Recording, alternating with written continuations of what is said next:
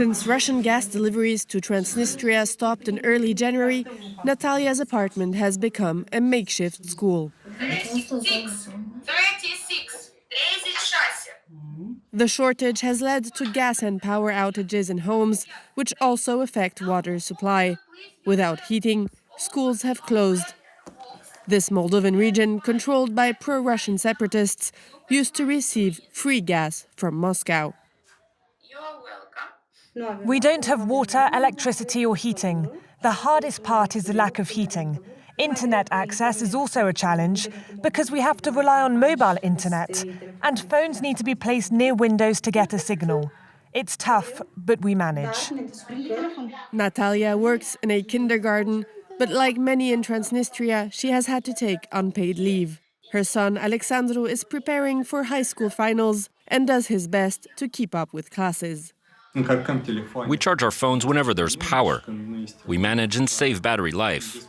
For water shortages, we stock up before the outages. When electricity returns, the air conditioner blows warm air, keeping their apartment from getting too cold. But to teach online classes, some teachers have no choice but to go to freezing schools when power is unavailable at home. It's difficult to work in this cold. It's also affecting our health. But the hardest part is conducting online classes. Moscow has promised to deliver so-called humanitarian gas soon, but this doesn't convince Maria Roibu, the director of one of the few schools in Transnistria run by Moldovan authorities.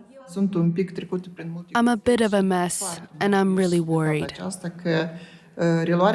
This time the gas supply won't be restored so quickly.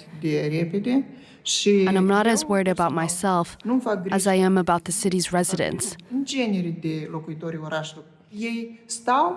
They're looking to Russia and think that Putin will solve their problems. But in fact, he's left them to freeze. Gas was previously delivered through Ukraine, but the transit contract expired.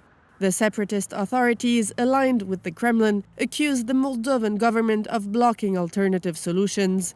In reality, Gazprom could still send gas. The key thing, if Gazprom decides to supply gas, is to use the Turk-Stream pipeline via the Trans-Balkan corridor, which can deliver gas to Moldova up to Cauchy. From there, Tiraspol Transgaz can distribute it to the Transnistrian region and the north. Transnistrian authorities claim to have submitted a transport request to Moldova Gas, but payment terms remain unclear. The only legal way for them to get gas is through Moldova Gas, but to receive natural gas they need to pay. Tomorrow we are ready to supply 10 to 15 million cubic meters, at least to maintain the situation until the end of January.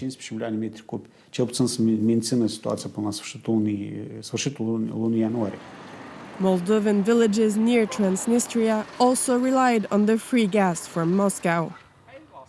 Now, residents are turning to firewood for heating. I took a crate and filled it with firewood. But in 24 hours, we use up 3 crates. He fears he will soon have to pay high energy bills. My pension is barely 100 euros, and my wife's is 90 euros. You see, how can we pay the bills? They need to find a common ground so we don't have these foolish expenses and people don't revolt. They should even speak with Russia. They're not wolves, they're humans too.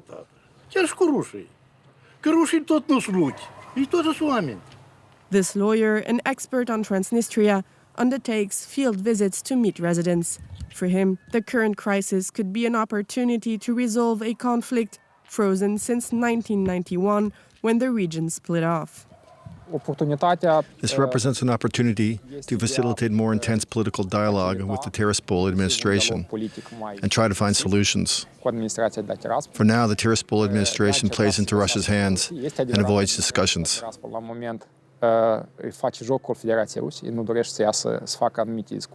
Amid Russian propaganda, Vadim tries to spread accurate information to as many citizens as possible. For him, the humanitarian gas promised by Russia is not a viable solution. Any energy delivered for free by Russia will come with conditions, even if they are not openly stated. This might include influencing the region's residents to act in Russia's interests. For example, by voting en masse according to Moscow's directives during parliamentary elections.